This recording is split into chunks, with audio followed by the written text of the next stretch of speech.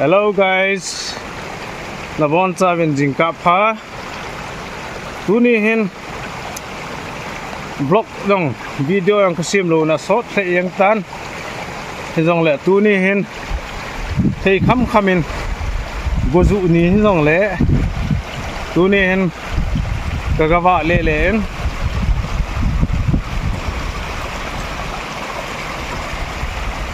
subscriber ho jong lung dong view hitan videos kasim lo ne short zap yang tan zen tu ni hin go bak ha na ha hin ya hem ki ba le le video dok chom cha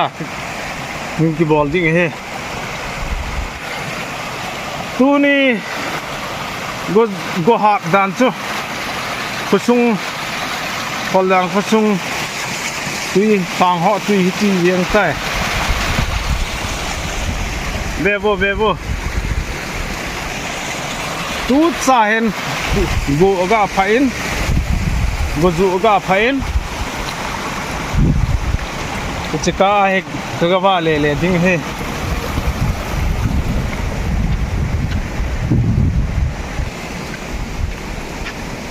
tu na he thing thang til sim nắm sai ho hiên cho tiếng là khung ho hiên til asima khát mi đang inin chỉ dòng lệ ama amin hi si meng hiên ama ina hi cái ching cái tê ato achil bol ho gaveng cái tê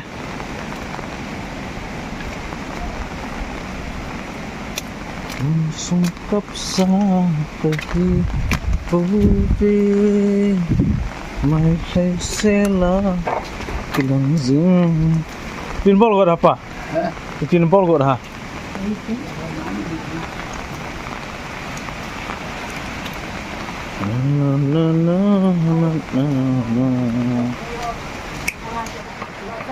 tu này he ball đi đăng là ông lâu gozu riêng hi à hi lệ eti mo a gozu je kiwa le che ka pa hen mo a jong le gozu ni hi jong le ma hen phut chep za le hen na atong jengin adei de jin dong ka ki order the hin athil sim hi midang banga machine ho mang ai pon chem ho a putta bol hin chi nam kol thing thang mi ten ngai chata nam kol hin chi hi khung nong ha sim chai di ta ti nga hele cho hi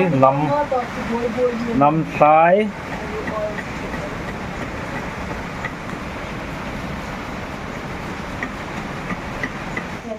a si thei thu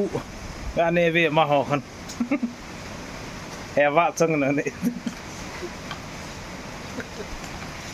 wa chang le loi ho ha ma li ta ju ni su mon ne la bon le ta ti ta ka phone phat lo je ka bon nom lo ta cha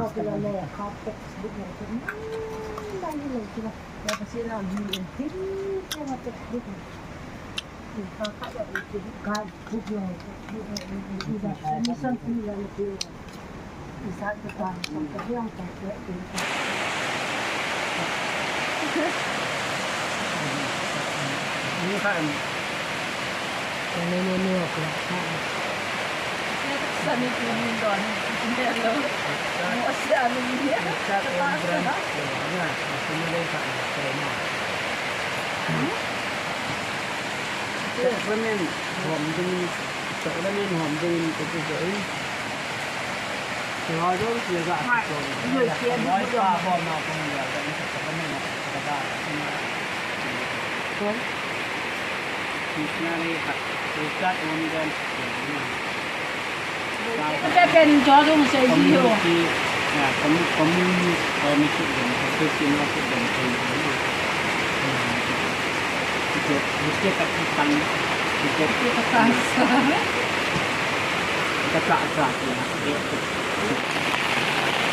chua chun khosunga lenna kunin thong do tan tua hi in lang ka do de tai ki chalai hi Kolzang Youth Club ho office he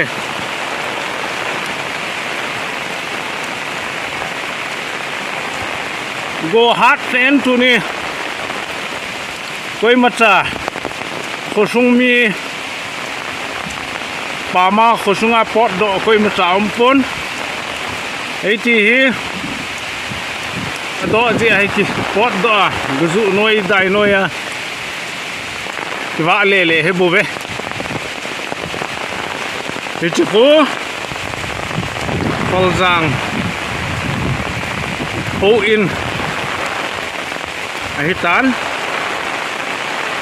itu hi kolang LP school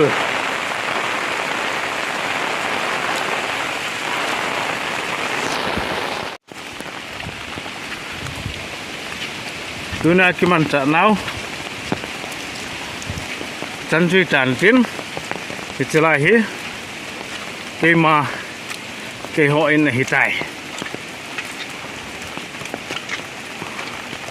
tuna video chom chang kisim chu chanchi tan te na bon chawin mangpha